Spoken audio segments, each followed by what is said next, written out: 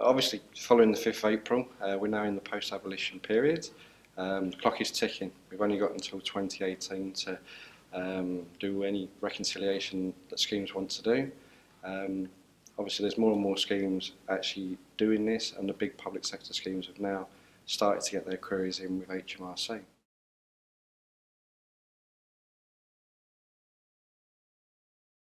Depends if schemes have expressed interest with HMRC.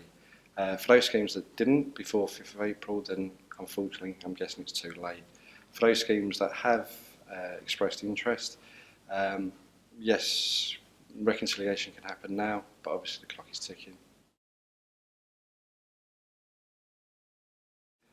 Within our portfolio, we have about 7.3 million contracts and out members that we're going through the analysis, reconciliation and rectification.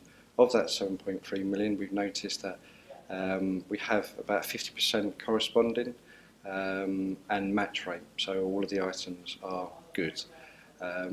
We then take it onto a sort of relatively light touch approach, and we're seeing about a 10% increase to about 60%. So we're seeing about 40% issues across the case.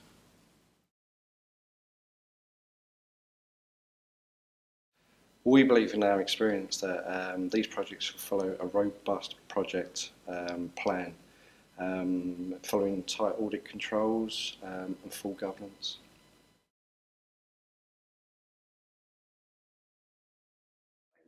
Well, trustees need to mitigate risks as quickly as possible. So full project governance, project plans, as we've said before, audit controls, the ability to capture all trustees' decisions as quickly as possible. In terms of legal requirements, trustees need to make or have a full-blown plan in place for the rectification piece.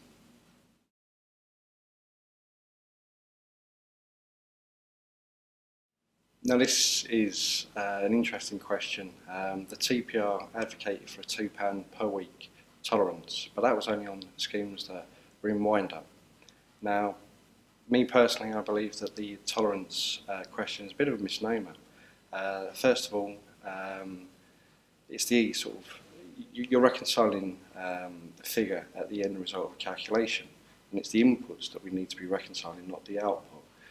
The second misnomer is that once you have applied a tolerance, what you need to do is adopt NICO's numbers.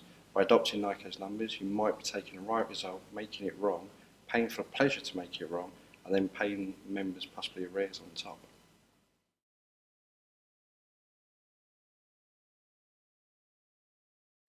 Obviously I haven't got a crystal ball, but it has got all the hallmarks. Decisions are being made on the here and now at scheme level, employer level, the scheme as a whole, whereas reviews are born out of the clarity of hindsight, where a member is perceived to be ill-affected, worse off, and therefore a review could be born with a few of these members getting together. Now we've seen this with anti-franking, we've seen it with sort of equalisation as the classic example, PPI in the financial industry.